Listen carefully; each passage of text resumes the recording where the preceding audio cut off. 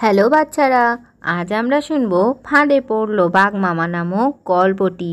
শুরু করা যাক তাহলে। এই, অনেকক্ষণ দাঁড়িয়ে আছি, এবার তুই নিচে নেমে আয় বলছি। না, আমি নিচে নামবো না। তুমি যতক্ষণ এখান থেকে না যাবে আমি মোটেই নিচে নামবো না। তাড়াতাড়ি নেমে আয় বলছি, অনেকদিন মানুষের মাংস খাইনি। তখনই সেখানে একটি শিয়াল এসে হাজির হলো। শিয়াল বাঘকে জিজ্ঞাসা করলো, আরে বাঘ মামা, তুমি এখানে একা একা দাঁড়িয়ে কি করছো? আরে শিয়াল, তুই কি কানা নাকি? দেখতে পাচ্ছিস না এখানে ওই শিকারটার জন্য দাঁড়িয়ে রয়েছি। কিন্তু আমি তো এখানে কোনো শিকার দেখতেই পাচ্ছি না। আরে আছে আছে, ওই ওপরের দিকে তাকিয়ে দেখ, ওইখানেই আমার শিকার বসে আছে। আরে হ্যাঁ, তাই তো, তুমি মানুষ শিকার করবে? হ্যাঁ, অনেকদিন হয়ে গেল মানুষের মাংস খাই না, কিন্তু এই লোকটা তো গাছ থেকে নিচে নামছেই না। তখন শিয়াল মনে মনে ভাবলো, এই লোকটা তো একদিন তাকে সাহায্য করেছিল, তাই এই লোকটাকে বাঁচাতে হবে। আরে মামা, তুমি এই লোকটাকে খেতে গিয়ে তো মারা পড়বে। এই লোকটা তাও গাছ থেকে নিচে নামবে না। তুমি বরং অন্য কোনো পশু শিকার করতে যাও। আরে হ্যাঁ, তুই তো ঠিকই বলেছিস। এই তো লোকটাকে ধরতে গিয়ে আমি সকাল থেকে কিছুই খাইনি। এই লোকটা খুবই খারাপ মামা, তুমি এখন অন্য কিছু শিকার করতে যাও। শিয়াল, তুই ঠিকই বলেছিস, তুই এই লোকটাকে পাহারা দে, আমি খানিকক্ষণ বাদে ফিরে এসে কিন্তু একে এখানেই যেন দেখতে পাই। এই কথা বলে বাঘ সেখান থেকে চলে যায়। আরে তুমি এখনো গাছে উঠে আছো কেন? নিচে নেমে এসো। শিয়ালের কথা শুনে লোকটি নিচে নেমে আসে। তুমি হঠাৎ গাছে চড়তে গেলে কেন? এই গাছটাতে আমি অনেকক্ষণই উঠেছিলাম, নামার সময় দেখি বাঘটা গাছের নিচেই দাঁড়িয়ে আছে। আরও চোখকে ফাঁকি দিয়ে নিচে নামারও চেষ্টা করেছিলাম, কিন্তু বাঘটা আমায় দেখে ফেলে আর আমাকে খাবার জন্য সেই থেকে এখানেই দাঁড়িয়েছিল।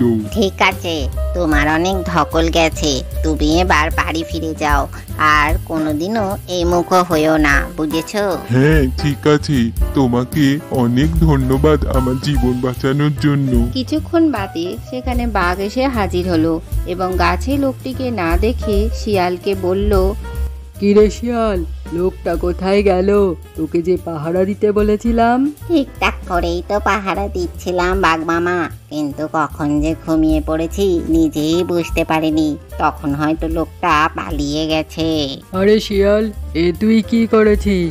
আমার সাথে ধোঁকাবাজি, এর শাস্তি তো তোকে পেতেই হবে। এখন আমি তোকে খেয়ে আমার খিদে মেটাবো। না মামা না, এরকম করো না। একটা শর্তেই তোকে ছাড়তে পারি, তোকে রোজ আমাকে একটা করে মুরগি এনে দিতে হবে। এদিকে শিয়াল লোকটিকে বাঁচাতে গিয়ে নিজেই বিপদে পড়ে গেল। ঠিক আছে মামা, কিন্তু কোনোদিন যদি মুরগি এনে দিতে না পারি? যদি মুরগি না আনতে পারিস তাহলে সেদিনই আমি তোকে খেয়ে নেব। না না মামা, আমি তোমাকে রোজই মুরগি এনে দেব। এরপর শিয়াল তো খুবই চিন্তায় পড়ে গেল। সে হাঁটতে হাঁটতে সেই লোকটির বাড়ি চলে যায় এবং সেখানে গিয়ে তাকে বলে, আরে তোমাকে বাঁচাতে গিয়ে আমি তো বড় বিপদে পড়েছি, এখন তোমাকেই আমাকে সাহায্য করতে হবে। বলো না শিয়াল, তোমাকে আমি কিভাবে সাহায্য করতে পারি? তোমার জীবন বাঁচানোর জন্য বাঘ আমার থেকে রোজ একটা করে মুরগি চেয়েছে।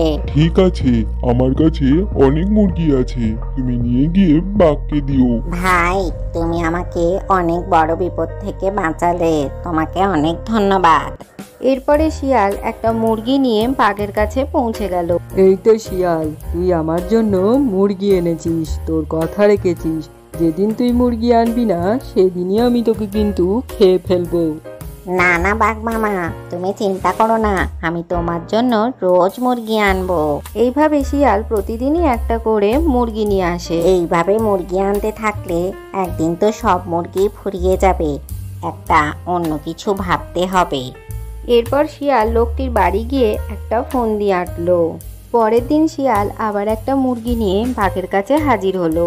আরে শিয়াল, তুই আবার একটা মুরগি এনেছিস, কিন্তু একটা মুরগি খেয়ে তো আমার পেটই ভরে না। তাই তো বলছি মামা, তুমি আমার সাথে চলো, ওই লোকটার বাড়িতে অনেক হাঁস মুরগি আছে, তোমার যত ইচ্ছা হয় খেতে পারবে।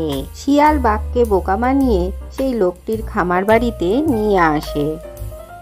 মামা, ওই ঘরটার মধ্যে অনেক মুরগি আছে, তুমি তাড়াতাড়ি যাও, আমি বাইরে দাঁড়িয়ে পাহারা দিচ্ছি, যদি কেউ আসে আমি ডাকলেই তুমি সেখান থেকে পালিয়ে যেতে পারবে। বাঘ যেই ঘরের মধ্যে ঢুকেছে, লোকটি এসে সাথে সাথেই দরজা বন্ধ করে দিল। হা হা হা হা, আমার বুদ্ধি দিয়ে কাজ হয়েছে, এই বাঘ বেটাকে মেরে ফেলতে হবে, নইলে এ আমাকেই মেরে ফেলবে। আজকের গল্পটি থেকে কি শিখলে বাচ্চারা? বুদ্ধি দিয়ে যে কোনো সমস্যারই সহজেই সমাধান করা যায়। ভিডিওটি ভালো লাগলে চ্যানেলটিকে লাইক ও শেয়ার করে সাবস্ক্রাইব করে দিও।